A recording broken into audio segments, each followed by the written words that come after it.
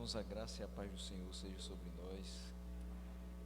Quero, nessa noite, expressar minha gratidão a Deus por mais uma vez estarmos aqui e podendo louvar a Ele, podendo transmitir a Sua palavra. A gente, cada dia que passa, vai observando o mundo ao nosso redor e tendo mais certeza que a vida é extremamente curta. E antes de ler o texto, só trazer para você por que eu estou começando hoje falando a respeito disso. A gente hoje encerra a segunda carta de Paulo a Timóteo, e Paulo tem total certeza de que a sua morte é chegada. Isso a gente já falou logo no comecinho do capítulo 4, e principalmente quando a gente falou também na última pregação, foi do versículo 6 a 8. Mas hoje a gente vai observar dos versículos 9 a 18 que Paulo tinha ainda uma esperança de realizar determinadas coisas, e a principal delas era ver Timóteo. É assim que ele vai começar o texto, dizendo no versículo 9: procura vir ter comigo depressa. E eu imagino essa frase para a nossa vida. Se você estivesse às portas da morte, quem você procuraria? A quem você ligaria? No nosso contexto hoje, né? Para que essa pessoa fosse ter com você depressa. Porque você sabe que ela é a última pessoa com quem você vai trocar algumas palavras. E, em outras palavras, o que que nós temos aqui? Quem é a pessoa mais importante da sua vida, humanamente falando? Deus é a pessoa mais importante da nossa vida. Mas, tirando Ele, quem é a pessoa mais importante da sua vida? Aquela que você, se tiver a noção de que a sua vida já está no finalzinho, você quer vê-la, você quer conversar com ela, você quer escutar alguma coisa dela nos seus últimos minutos.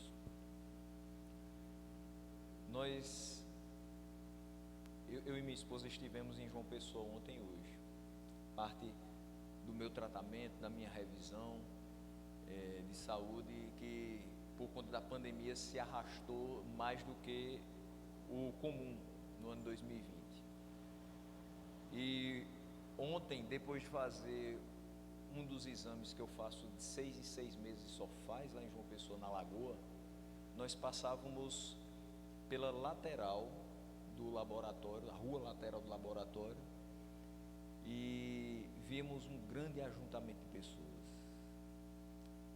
E ali tinha um senhor, que nós não sabemos exatamente o que aconteceu com ele antes, mas ele estava recebendo massagem cardíaca já de uma equipe do SAMU. Só que não estava sendo o suficiente. Outra equipe vem, a equipe mais equipada com o desfibrilador. E aquela cena era muito chocante. Muita gente se aglomerando ali no entorno daquela situação. E aquele homem estava nos seus últimos minutos de vida.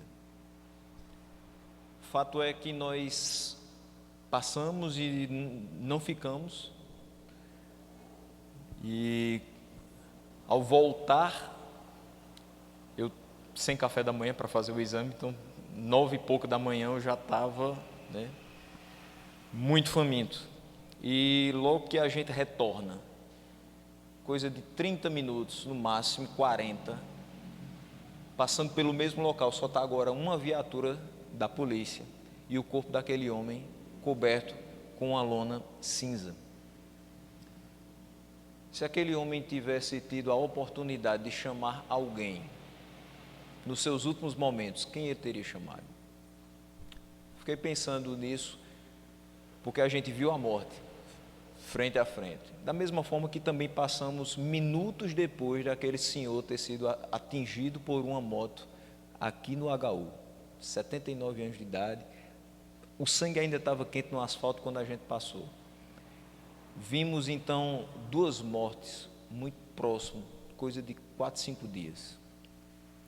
E olhando para a morte de Paulo e vendo a consciência que ele tem de que está nos últimos momentos e que ele ainda assim deseja um último encontro com Timóteo, um último encontro com pessoas que ele realmente amava, ainda se preocupa com determinadas coisas.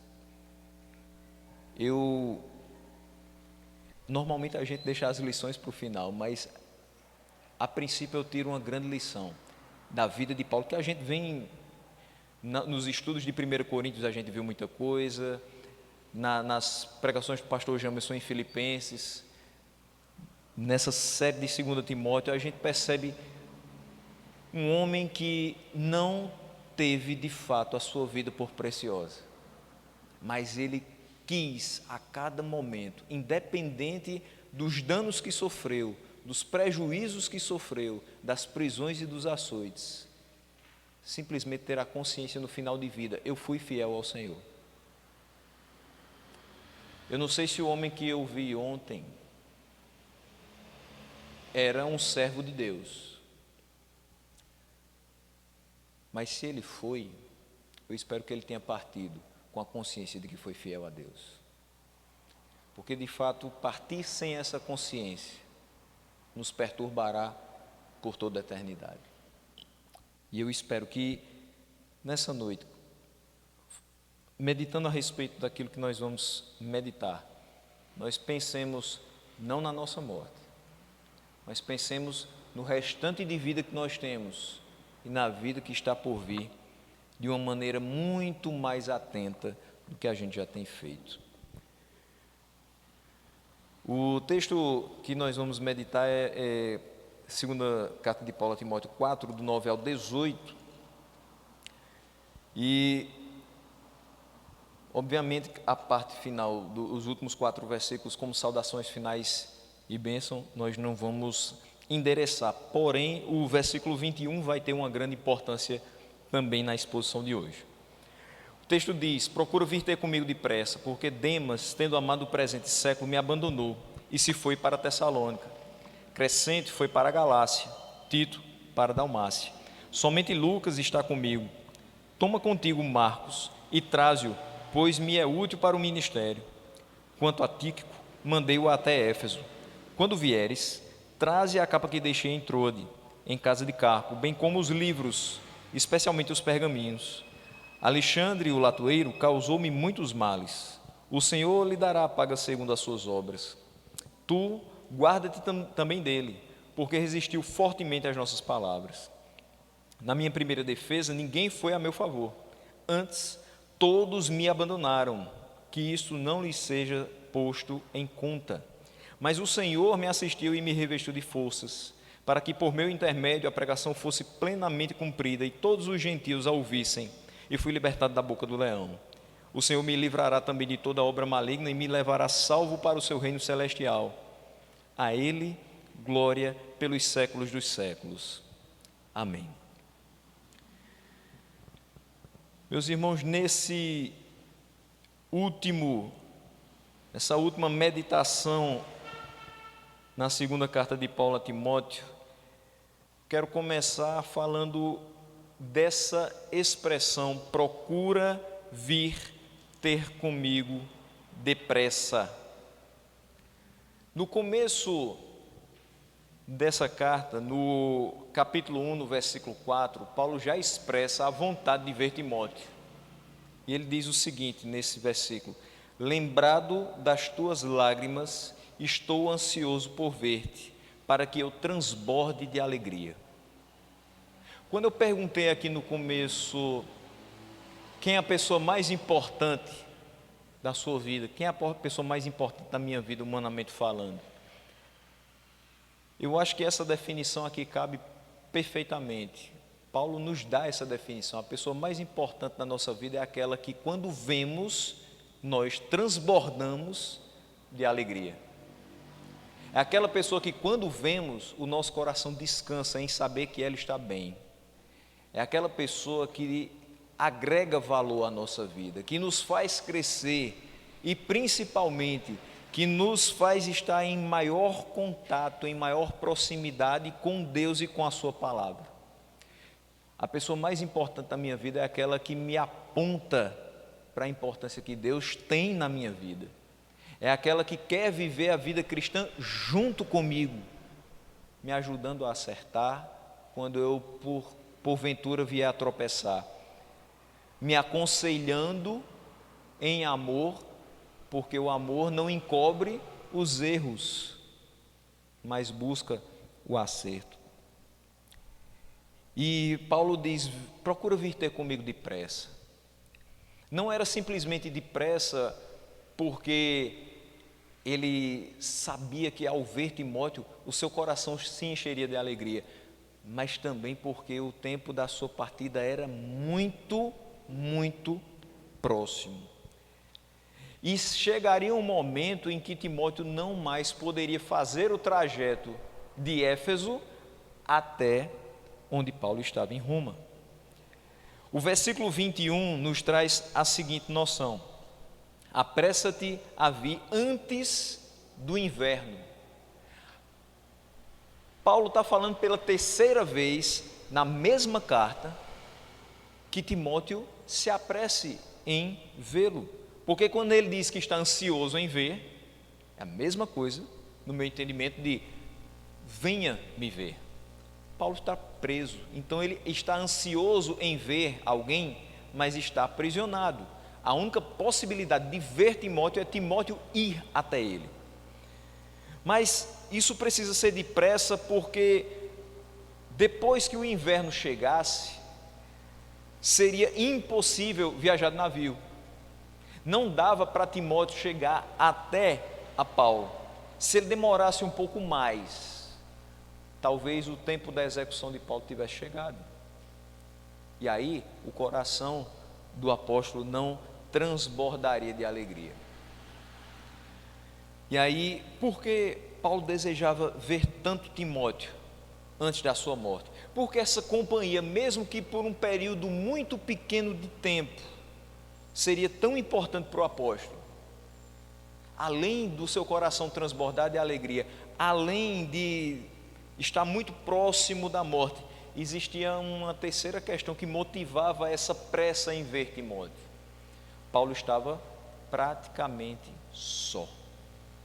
E a gente começa a ver isso a partir do versículo de número 10, quando ele diz: Demas, tendo amado o presente século, me abandonou e se foi para Tessalônica. Por que Demas foi para Tessalônica? Porque Demas abandonou Paulo.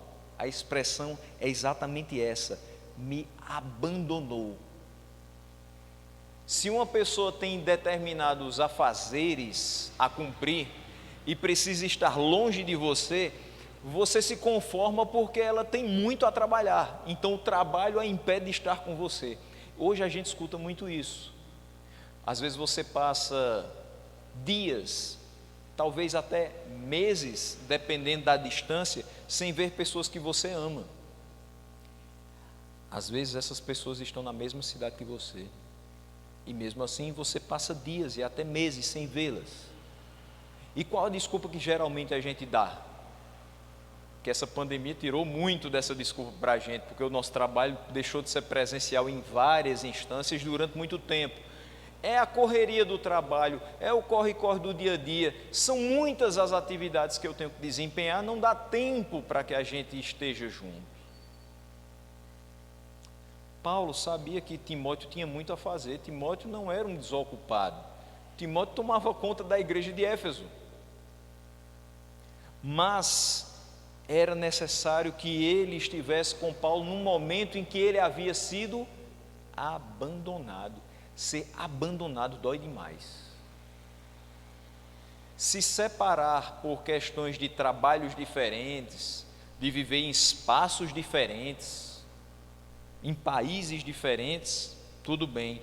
Mas se separar de uma pessoa porque ela te abandona, uma pessoa que trabalhou com você, uma pessoa que conviveu com você, uma pessoa que você nutriu afeto por ela, agora ela te abandona e vai para um espaço bem distante de onde você gostaria que ela estivesse. Não adiantou Paulo o considerar como um companheiro muito importante de trabalho. Demas amou o presente século. Esse foi o grande problema. Demas não viu em Paulo o que Paulo viu nele, provavelmente.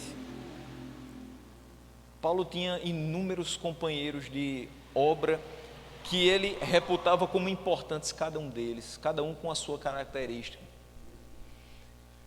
Mas ver o potencial de uma pessoa não quer dizer que a recíproca será verdadeira. Paulo apostou em Demas, em viagens missionárias, em trabalhos missionários. Até o primeiro encarceramento em Roma, Demas estava com Paulo. Colossenses 4,14, Demas é citado junto com Lucas nas saudações finais. Lucas e Demas estavam com ele, mas Demas amou o presente século. Vamos traduzir essa expressão?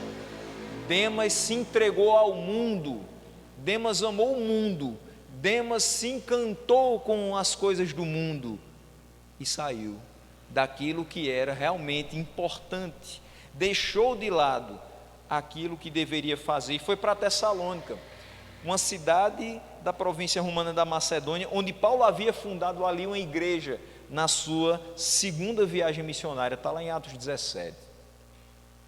Então ele vai para um local onde Paulo passou, onde Paulo trabalhou, e provavelmente ele seria muito útil se não tivesse amado o presente século. O motivo pelo qual Demas abandonou Paulo foi porque o amor ao mundo foi muito maior do que o amor à obra de Deus. E aí eu me pergunto, acho que a gente se pergunta quando vê algo do tipo: será que existem pessoas que são ativas na igreja, chegam aí ao campo missionário, mas nutrem em seus corações saudade do mundo? É algo a se pensar. Fica para a nossa reflexão. Crescente foi para a Galácia. Crescente não é citado em outra parte do Novo Testamento. E a Galácia é uma província romana evangelizada por Paulo na primeira viagem missionária.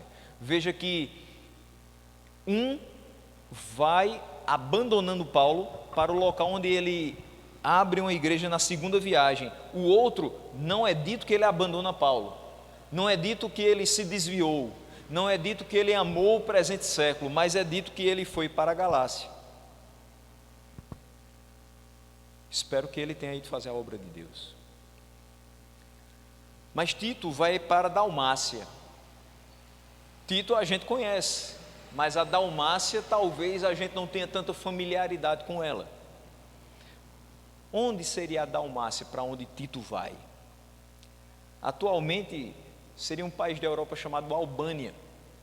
Mas não somente a Albânia, o território da Dalmácia ainda circundava parte da chamada antiga Iugoslávia, onde hoje nós temos países como a Croácia, como Sérvia, até um tempo atrás Montenegro também era um daqueles países. Então aquela região toda era Dalmácia.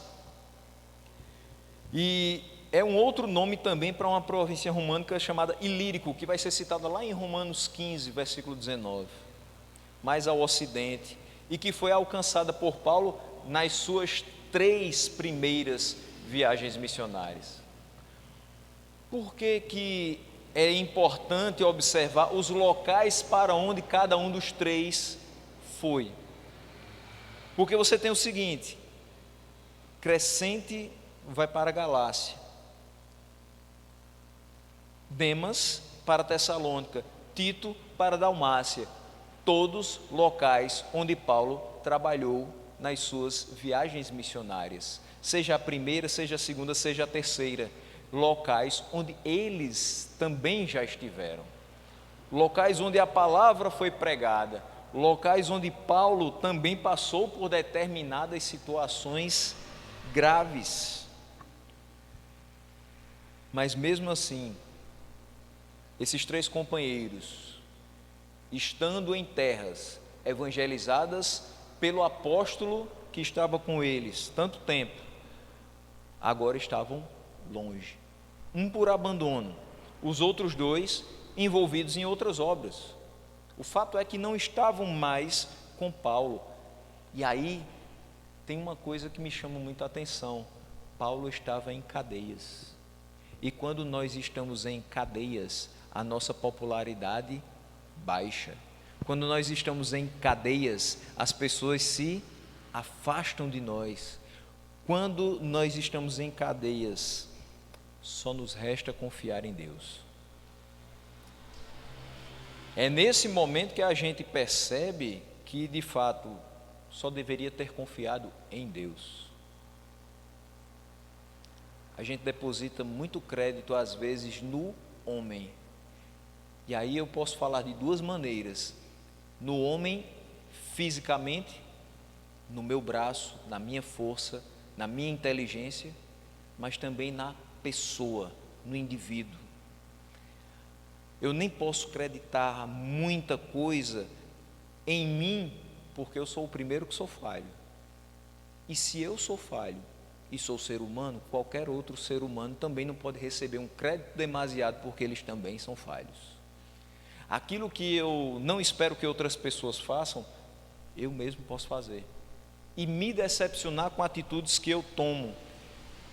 Paulo se decepciona porque ele gostaria muito que eles estivessem num momento em que ele depende de outras pessoas para continuar o trabalho de pregação. Ele não pode mais. Na primeira prisão foi diferente. Ele recebia pessoas e as ensinava. Agora não. Quanto mais ajudadores, quanto mais colaboradores, melhor. Mas não era essa a realidade dele. Isso quer dizer que Paulo estava isento de fazer a mesma coisa se estivesse em posição contrária? Exemplo, Tito preso, Paulo poderia ter ido para outro local? Sim. Quem estaria decepcionado e triste e se sentindo solitário seria Tito. Mas aqui é fato que é Paulo, aquele que mostrou com sua vida o poder de Deus se manifestando numa transformação que jamais tinha se visto.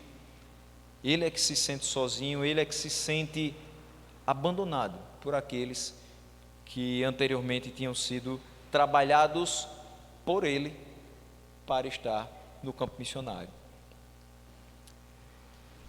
Lucas, no versículo 11, somente Lucas está comigo. Lucas estava com ele em Colossenses 4,14, junto com Demas. Agora Lucas está também. Lucas, o médico amado, viajou com Paulo ao longo de grande parte da 2ª viagem missionária e também da 3ª viagem missionária.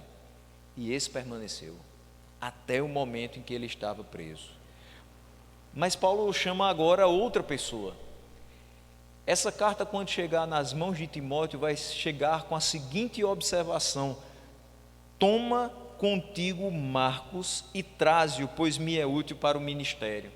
Quem é esse Marcos? É o mesmo João Marcos. É aquele que tinha sido pivô de uma grande dissensão entre Paulo e Barnabé lá em Atos 15. Mas agora ele era de novo muito valioso para o ministério. Com o final do versículo 10 e com o versículo 11, eu quero pontuar 2 questões. A primeira delas é: o trabalho do ministro de Deus é na maior parte do tempo solitário. Paulo aqui está só. E na maior parte do tempo nós estamos sós. Muita gente não vê o que nós fazemos, não sabe o quanto trabalhamos e não sabe o quanto passamos ou o que passamos para estar aqui. Ou para estar em qualquer outro lugar. Porém, Deus sempre providencia um companheiro fiel para estar conosco até o final. E esse companheiro é aquela pessoa que, no meio de tantas que nós não podemos nos associar, Deus faz com que a gente enxergue nele a possibilidade de associação. Paulo fala em vários pontos, não somente dessa carta, mas de outras cartas, da presença de falsos mestres. E por várias vezes ele diz a Timóteo e a outros: com estes não se associem. Aquilo que já é um trabalho solitário vai ficando cada vez mais restrito de pessoas que podem nos ajudar, que podem levantar os nossos braços quando nós estivermos decaídos, que podem nos dar uma palavra de ânimo quando a gente achar que não vale mais a pena. Mas Deus nunca nos deixará completamente sós. Sempre vai existir alguma pessoa que a gente pode se achegar e que vai ser usado por Ele para dizer: vamos continuar mais um pouco.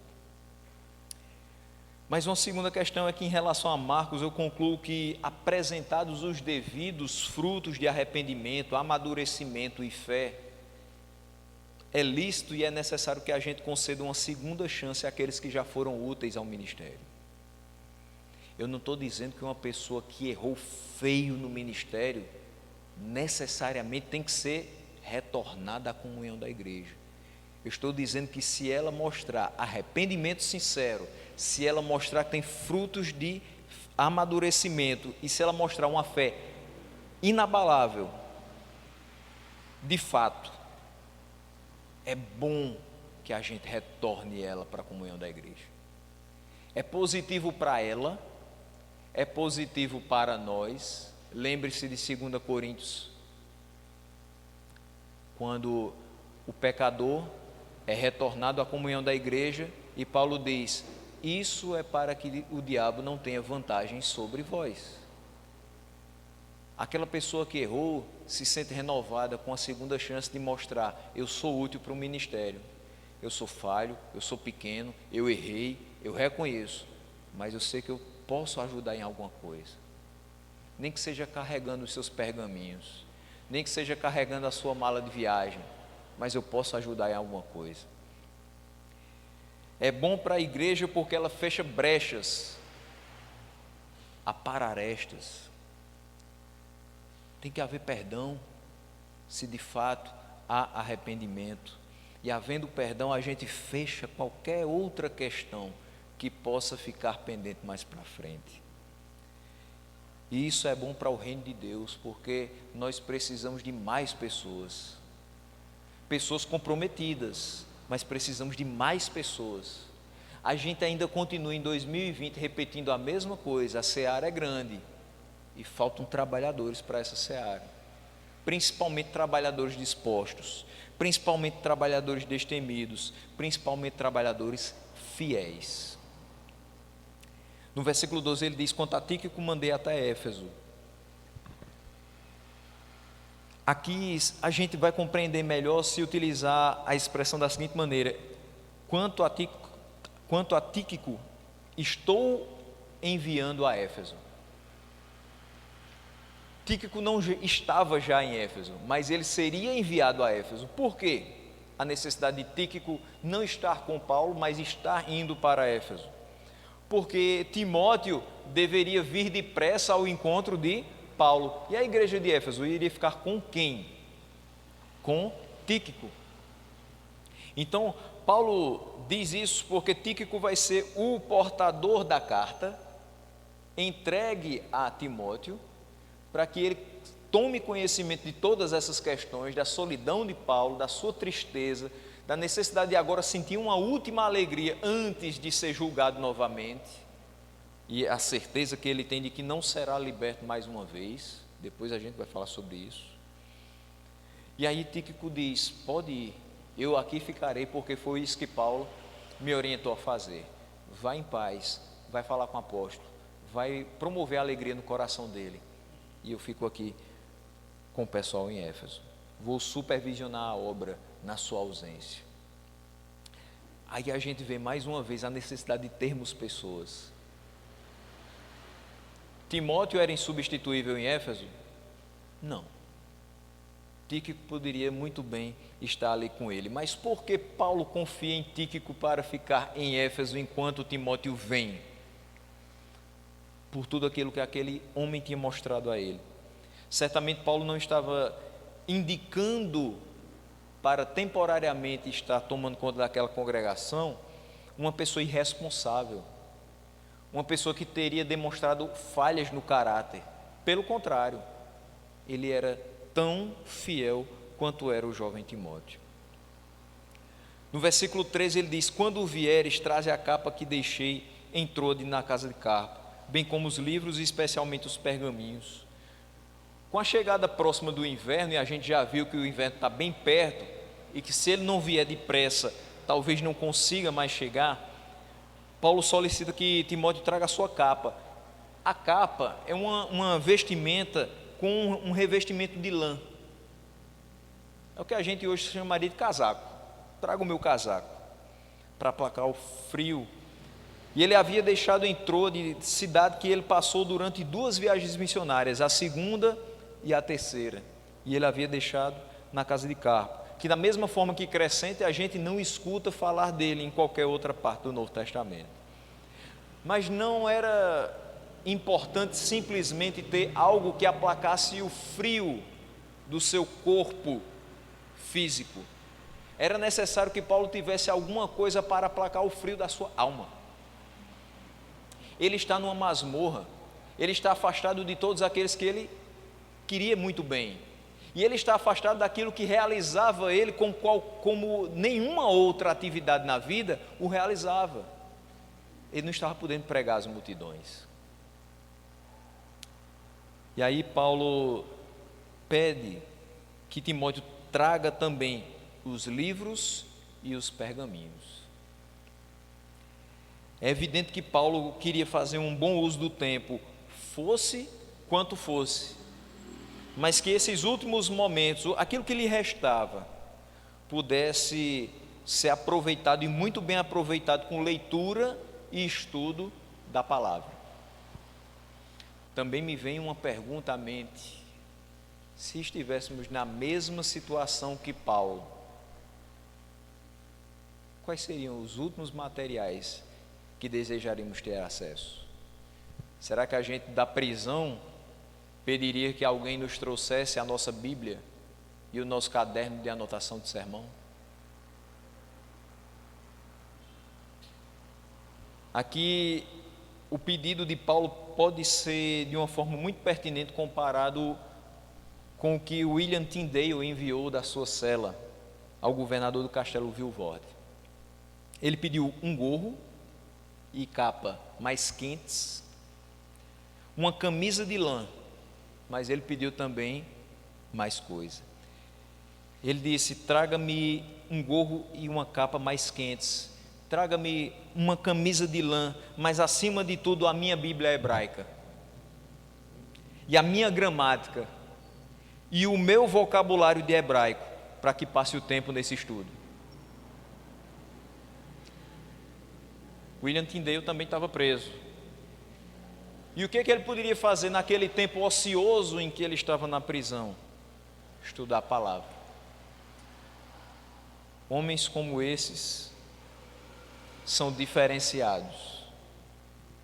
Eles pensam na palavra, mesmo nos momentos em que talvez nós só pensaríamos: quão perto está a minha morte, como eu vou morrer, decapitado, queimado, ou vou apenas apodrecer aqui nessa cela de qualquer chaga.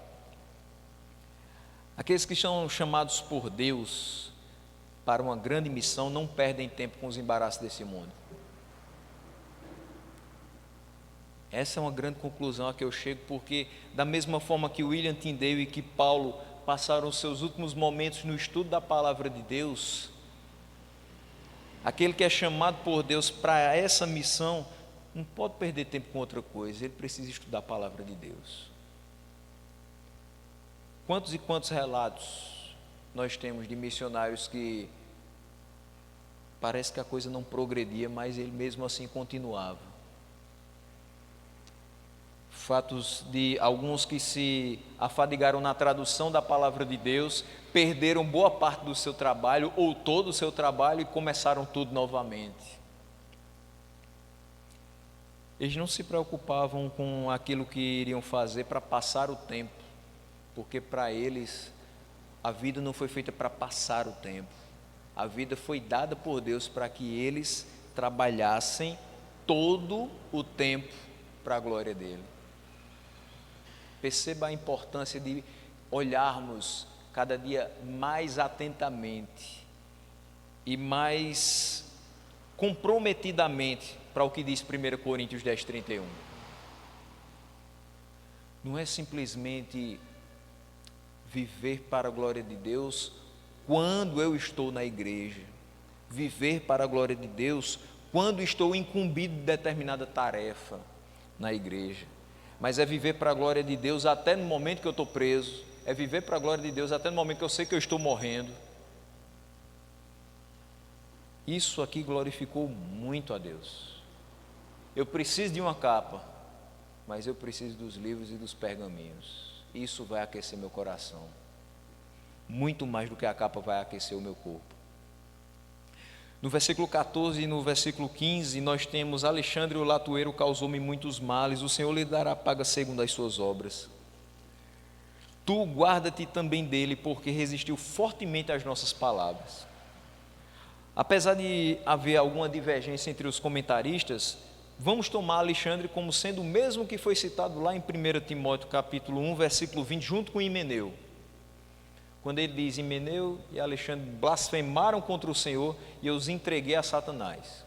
Então vamos tomar Alexandre como sendo o companheiro de Himeneu naquele versículo. Quando o apóstolo diz: guarda-te também dele, diz: tem cautela, toma cuidado. Não confie totalmente nele, tenha reservas. Às vezes a gente pode ser mal interpretado quando diz que tem reservas com relação a alguma pessoa, porque parece que hoje o fato, não é só hoje, mas hoje ainda mais, parece que o fato de pensar a respeito das atitudes de uma pessoa e ter algum juízo de valor a respeito disso é um crime. Eu não posso olhar para uma pessoa que blasfema contra o Senhor e dizer que ela está errada. Existe muita gente que ainda tem problemas quanto a dizer que determinados pregadores estão sim errados nas palavras que eles proferem. Mas é óbvio, você abre a Bíblia e sabe que o que eles estão pregando não é a verdade. Eu tenho reservas quanto a essas pessoas. Eu tenho reservas quanto a pessoas que dizem que a Bíblia precisa ser atualizada. Eu tenho reservas quanto a pessoas que pregam que eu preciso dar uma forcinha a Jesus, porque eu preciso fazer minha parte, né? Jesus faz a dele, mas eu preciso fazer a minha. Eu tenho reservas quanto a pessoas que dizem que a força está dentro de mim e depende de mim fazer alguma coisa para tocar o coração de Deus, para que aí sim Ele venha até mim e faça aquilo que eu preciso. Eu não posso acreditar num Deus que não é autossuficiente, porque as Escrituras não me mostram isso. Me mostram um Deus autossuficiente, todo-poderoso, um Deus que não depende de mim e nem precisa de mim, mas por graça, misericórdia, me dá o privilégio de poder trabalhar por Ele e para Ele. Eu não posso crer num Deus diferente. E os males cometidos por Alexandre foram a rejeição e a difamação da verdadeira doutrina de Deus. É a pessoa que deliberadamente falava o que não estava nas Escrituras. E existem hoje muitos, meus irmãos, que estão fazendo todas as suas carreiras ministeriais fora das Escrituras. Tem muitos que estão fazendo as suas carreiras fora dessas linhas, deixando de lado o que a palavra diz para entreter as pessoas.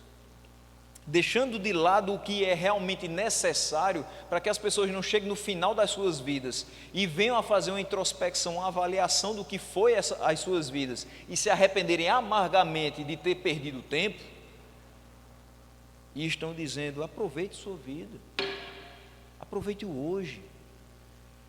Você não sabe o dia de amanhã, então aproveite o hoje. Acho que Paulo diria: aproveite o hoje estudando a palavra de Deus, aproveite o hoje sendo fiel ao Senhor, aproveite o hoje se arrependendo dos seus pecados e sendo uma nova criatura de fato, não só da boca para fora. Quando Paulo diz: o Senhor lhe dará paga segundo as suas obras, não diz isso com sentimento de vingança. Isso não estava presente no coração de Paulo. Ele não estava querendo dizer assim: olha, Alexandre o Latoeiro me causou muitos males e o Senhor vai fazer ele pagar por cada um deles. Não é esse o tom que Paulo usa. Simplesmente, Paulo é movido pelo Espírito Santo a desejar a honra de Deus. Se alguém blasfema contra Deus, ele precisa ser punido para que o nome de Deus seja honrado com isso, porque Deus não deixa impune aquele que blasfema contra o seu nome. É uma manifestação justa do castigo divino. Ninguém vai ficar impune quando fizer algo contra Deus. E aí, deixa eu lembrar uma coisa: todas as vezes que nós pecamos, por menor que seja esse pecado, e não existe pecadinho, pecadão, por menor que seja na nossa mente o pecado, ele é contra Deus. Se nós fomos salvos pela graça, nós já sabemos em quem foi parar a punição pelo nosso pecado: em Cristo.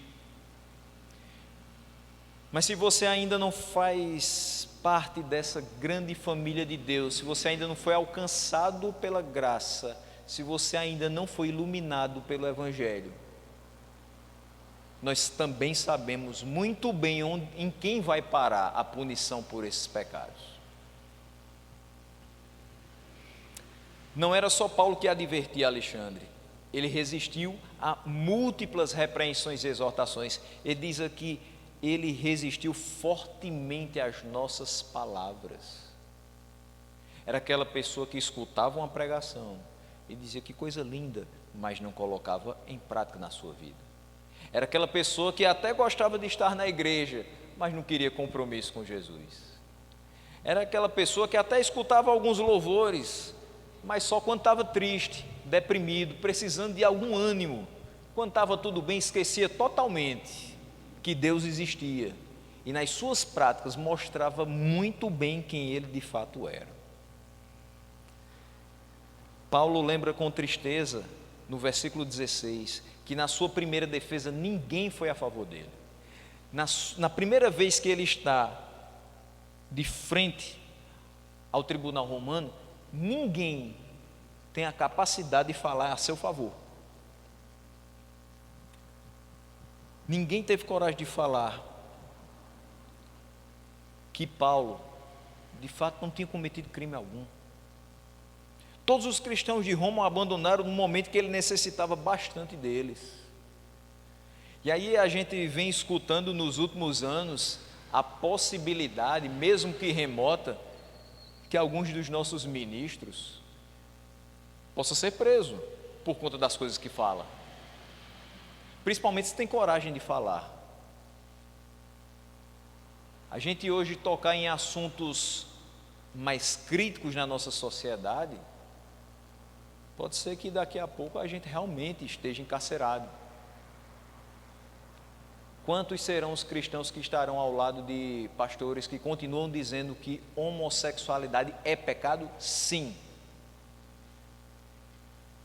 Quantos serão os cristãos que estarão ao lado dos seus pastores quando eles disserem que sim, corrupção é pecado, e a corrupção começa quando você fura uma fila e termina quando você rouba a nação? Quantos continuarão dizendo e sendo apoiados pelos cristãos que de fato o menino nasce menino e que a menina nasce menina, porque assim Deus quis, porque macho e fêmea os criou? Ou será que, como todos os cristãos de Roma, nós seremos abandonados? Quando nos posicionarmos pela palavra, sem querer afrontar ninguém, simplesmente pregando a verdade, e estivermos encarcerados.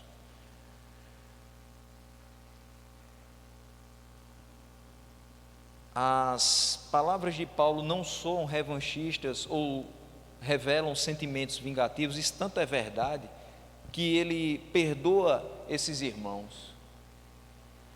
Ele continua o versículo 16 dizendo: antes todos me abandonaram, que isto não lhes seja posto em conta. Ninguém foi a meu favor, todos me abandonaram. O que é que eu vou fazer agora? Nada, eu apenas lhes perdoo. Eu peço a Deus que isso não seja posto em conta. O que é que Paulo realmente estava fazendo aqui? Nos seus últimos momentos, ele finalmente compreende e se utiliza das palavras de Estevão, cuja morte ele consentiu. Atos 7,60, então ajoelhando-se clamou em alta voz: Senhor, não lhes imputes este pecado. Paulo viu Estevão falar essas palavras para com aqueles que o apedrejaram. Paulo agora fala as mesmas palavras para aqueles que o abandonaram. Mas o Senhor me assistiu e me revestiu de forças, diz o versículo 17. Há muito tempo Paulo havia aprendido que ele poderia sempre depender do poder daquele que o havia chamado. Paulo podia estar só, e como diz talvez o subtítulo da sua Bíblia, a minha tem assim: o apóstolo abandonado pelos homens, não por Deus. Ele poderia se sentir abandonado pelos homens, mas ele sabia que nunca tinha sido abandonado por Deus. É por isso que ele chega no versículo 17, depois de expor todo o abandono pelo qual passou, seja de Crescente, seja de Tito, seja de Demas, seja dos irmãos de Roma, que não o defenderam na sua primeira defesa, e ele diz: mas o Senhor me assistiu e me revestiu de forças. Quando eu estava só, quando ninguém podia mais fazer nada por mim, eu me lembrei que o Senhor, em todos os momentos, em todas as prisões, em todos os açoites, em todas as angústias, em todos os sofrimentos, Ele sempre esteve comigo. No momento que a gente pensa que não vale mais a pena, que a gente já sofreu demais, que a gente já bateu a cabeça demais, que a gente não precisa estar passando por isso, e a gente quer largar o ministério porque não, já deu, a gente precisa se lembrar: o Senhor sempre nos assistiu. Se de fato somos chamados por Deus, Ele sempre nos assistirá, sempre. E Ele não deixará que a corda arrebente nas nossas costas de uma forma que a gente não consiga suportar, e que mais na frente a gente não levante pela sua própria força e continue a trabalhar por Ele. O Senhor não somente dá assistência, mas Ele reveste de forças. Ele faz com que Paulo, depois de açoite, se levante e vá para outra sinagoga pregar. Ele faz com que Paulo, depois de uma prisão domiciliar, continue pregando a mesma palavra que o levou para essa prisão. O Senhor faz com que esse homem, nos últimos momentos de vida, ainda tenha interesse de estudar a palavra de Deus e orientar aquele que ficou lá em Éfeso. E não somente ele, mas a todos os cristãos que lerem suas cartas. 2 Coríntios 12, 9 e 10. Paulo tinha recebido revelações extraordinárias de Deus, mas ele sabia perfeitamente que ele não podia se ensoberbecer disso. Ele não era mais especial que outra pessoa, ele não era um escolhido de Deus para receber unicamente aquelas revelações, mas ele tinha recebido esse privilégio. Mas para que ele não se gloriasse, foi posto nele o espinho na carne, um mensageiro de Satanás, para lhes bofetear o tempo todo e dizer: Paulo, você é pó, recebeu revelações divinas, mas continua sendo pecador, é importante no ministério, mas continua sendo pó. E aqui nesses 2 versículos nós vemos: então ele me disse, a minha graça te basta, porque o poder se aperfeiçoa na fraqueza. De boa vontade, pois, mais me gloriarei nas fraquezas, para que sobre mim repouse o poder de Cristo. Pelo que sinto prazer nas fraquezas, nas injúrias, nas necessidades, nas perseguições, nas angústias, por amor de Cristo. Porque quando sou fraco, então é que sou forte. Paulo aprendeu desde cedo no seu ministério que ele precisava estar sempre numa posição de fraqueza, ou seja, de submissão a Deus, porque nas suas fraquezas, nas suas debilidades, se aperfeiçoava o poder de Deus. Era quando ele estava por baixo, era quando ele se sentia diminuto, que Deus se mostrava grande e poderoso na vida dele. As pessoas não olhavam para Paulo, olhavam para Cristo. Filipenses 4, 11 a 13, digo isto não por causa da pobreza, porque aprendi a viver contente em toda e qualquer situação, tanto ser estar humilhado, como também ser honrado. De tudo e em todas as circunstâncias já tenho experiência, tanto de fartura como de fome, assim de abundância como de escassez. Tudo posso naquele que me fortalece. Aqui a gente entende finalmente a frase do para-choque de caminhão. Eu tudo posso naquele que me fortalece. E aí eu posso dizer que eu posso em Cristo quando eu estou sendo humilhado. Uma prisão é extremamente humilhante, mas eu posso dizer que eu posso todas as coisas, inclusive estar humilhado, porque Cristo me fortalece. Em todo o tempo o Senhor me assistiu e me revestiu de forças. É isso que Paulo está dizendo nos últimos momentos da sua vida. Ele não diz tudo posso naquele que me fortalece, porque Cristo me deu um caminhão novo, 0 quilômetro. Ele não disse isso porque estava sendo liberto do cativeiro e agora poderia pregar por mais 10, 15 anos. Ele sabia que ia ser morto. Ele não ia ser liberto mais. Ele já tinha sido liberto da boca do leão. É o que ele vai dizer no finalzinho.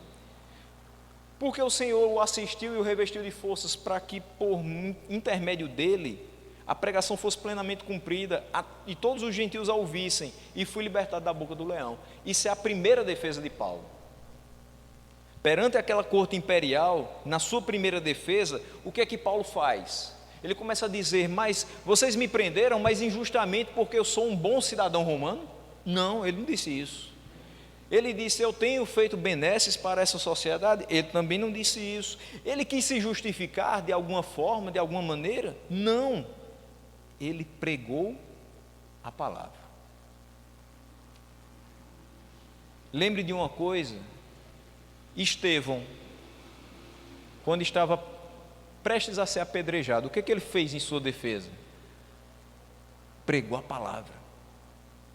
Paulo agora está na mesma situação que Estevão estava, finalzinho de vida, sabendo que a morte é certa. Está ali a poucos passos de distância. Ele não vai ser apedrejado, mas não tem escapatória. E o que ele tem a dizer em sua defesa? Pregar o Evangelho. E quando ele diz, eu fui libertado da boca do leão, não é porque aqueles homens se impressionaram com a pregação dele e o libertaram. É porque Paulo, sendo cidadão romano, não podia ser lançado aos leões no anfiteatro.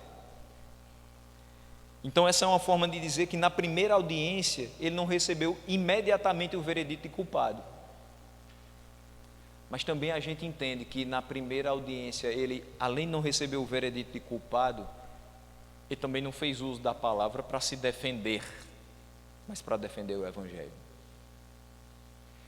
Se estivermos em nossos últimos momentos de vida, sendo acusados de coisas que não cometemos, daremos a razão da nossa fé ou nos justificaremos? Paulo sabia que mesmo que ele tivesse sido libertado da boca do leão em sua primeira defesa, a morte era certa após o julgamento. E aí no versículo 18 ele diz, o Senhor me livrará também de toda obra maligna e me levará salvo para o reino celestial. O que Paulo está dizendo aqui é que ele tinha por certo que o Deus a quem ele servira por 30 anos, pelos últimos 30 anos, o livraria de toda obra maligna e o conduziria em segurança para a vida eterna. Se os cristãos de Roma tivessem falado a seu favor na primeira defesa, pode ser que Paulo tivesse sido liberto da boca do leão. Mas no segundo julgamento, mesmo que os cristãos falassem e ele fosse liberto e não morresse daquele julgamento, mas será que as palavras de todos os cristãos de Roma o livrariam das obras do maligno e o levariam com segurança à vida eterna? A minha palavra em defesa a uma pessoa pode fazer com que ela se sinta segura o suficiente de que ela herdará a vida eterna? O meu testemunho de que você foi um bom cristão durante toda a sua vida é aquilo que vai lhe garantir e vai carimbar o seu passaporte para o reino celestial? Não. Por mais que todos os cristãos tivessem defendido Paulo, o que ele realmente necessitava era a graça de Deus.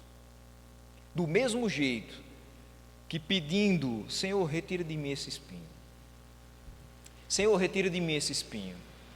Senhor, retira de mim esse espinho. E ele diz, a minha graça te basta. Nesse momento, mesmo preso, mesmo sabendo que vai morrer, aquela palavra ressoa de novo no seu coração, a minha graça te basta. Eu te assisti, eu te revesti de forças e eu é que te levarei em segurança para uma vida eterna. Aqui a gente tem que sofrer mesmo. Se for pelo nome do Evangelho, a gente tem que sofrer, porque as boas novas de salvação serão refletidas perfeitamente na glória. É na glória que a gente vai experimentar o que é ser totalmente santo. É na glória que a gente vai experimentar o que é estar totalmente livre do pecado, da tentação do pecado. Por enquanto, nós estamos sendo alvos das obras do maligno, sim, todos os dias. O pecado não somente bate à nossa porta, mas ele grita na nossa carne. E se não for pela misericórdia de Deus, e se não for a graça de Deus, a gente cai sim. Entristece o Espírito Santo e faz com que o nome de Deus não seja glorificado. As maquinações do maligno e os seus agentes humanos não podem causar um mal permanente naqueles que desfrutam da proteção de Deus. Por mais que durante muito tempo Paulo tenha sido afligido no seu corpo físico pelas maquinações do maligno e pelos agentes humanos, ele sabia que nenhum mal daquele era permanente. Ele sabia de fato em quem ele cria. Ele sabia que Deus o livraria de uma vez por todas após aquele julgamento. Não ia livrar da morte física, mas livraria da morte eterna. Meus irmãos, se temos ao Senhor, nós não temos o que temer, só confiar. É num momento como esse que a gente está vivendo que a gente pensa, talvez a minha vida reste isso aqui. O que me resta fazer? Um vírus minúsculo entra no meu corpo e eu tenho 10, 14, 17, 20 dias de vida. O que eu posso fazer? Correr desenfreadamente atrás de um coquetel de remédios. A gente tem que se medicar, claro. A gente não é louco. Mas a gente tem que confiar em Deus. Eu ainda não consigo compreender como depois da abertura da vida praticamente normal, há uns 4 meses, Ainda tem gente que não saiu de casa. Ainda tem gente que não veio à igreja. Ainda tem gente que diz: eu não saio de jeito nenhum. Hoje eu estava pegando a minha medicação e tinha uma pessoa que não queria sair do carro para pegar a medicação. Isso depende da sua vida. Eu estou com a medicação de uma pessoa há mais de 20 dias em casa. Ela tem medo de sair de casa para pegar a medicação. Mas dessa medicação depende também a nossa saúde. E eu fico pensando, por que eu não quero sair de casa? Por conta do vírus? Ou de fato é porque eu não confio tanto assim em Deus? Porque se eu confiasse em Deus, eu não estava nem tão preocupado assim com esse vírus, porque se eu morrer, eu cumpri a minha carreira, e eu sei que Ele me assistiu, que Ele renovou minhas forças e que Ele vai me conduzir seguro para a vida eterna. E se não for disso, pode ser do que for. Não é só coronavírus que mata. Um infarto fulminante, uma tuberculose, uma morte natural. Parece que o povo deixou de morrer naturalmente. Independente se você morrer hoje com 30 e poucos anos, ou se você chegar à altura de 90 e poucos anos com a graça de Deus, um presente maravilhoso desse, no dia que seus olhos fecharem, o que deve restar? Essa pessoa confiou em Deus. Ela viveu com confiança em Deus, ela não viveu amedrontada porque alguma coisa podia acontecer na rua. Se a gente bota os pés na rua, muita coisa pode acontecer. Mas se a gente ficar em casa, também muita coisa pode acontecer. Faz pouco mais de uma semana que morreu uma das personalidades do Brasil que pouco aparecia, porque o que aparecia mais era o que a sua mão manipulava. O Tom Veiga morreu em casa, dentro de casa, fruto de um AVC proveniente de um aneurisma cerebral. Ele estava sozinho dentro de casa. As pessoas o acharam morto. Se ele dissesse: eu não vou sair de casa porque eu estou com medo, ele morreu dentro de casa. O que eu quero dizer, meus irmãos, é que nos dias que a gente tem vivido, se a gente pensar que Paulo estava prestes à morte e se importava em estudar a palavra e ainda fazer alguma coisa para Deus, por que a gente que está cheio de saúde e ainda podendo desfrutar de muito tempo, se assim Deus o permitir, por que a gente não tem o mesmo interesse? Por que a gente não entrega a vida do mesmo jeito? Por que a gente não tem a mesma confiança? Por que a gente não tem o mesmo destemor? Por que a gente não tem a mesma ousadia? A gente ora tanto pedindo ousadia e intrepidez. Por que a gente não vive isso de fato? Por que a gente não confia que Deus está dando isso para a gente? Por que a gente ficou tão amedrontado esse ano? Em outros momentos também.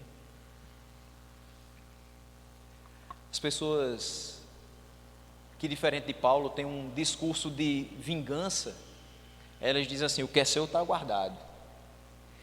E de fato a gente precisa confiar que o que é nosso está guardado. Mas o que é nosso é divino. O que é nosso é glorioso. O que é nosso é eterno. O que está ao nosso aguardo é uma vida eterna. Paulo esperava a vida eterna. Viveu como alguém que ansiava a vinda de Cristo.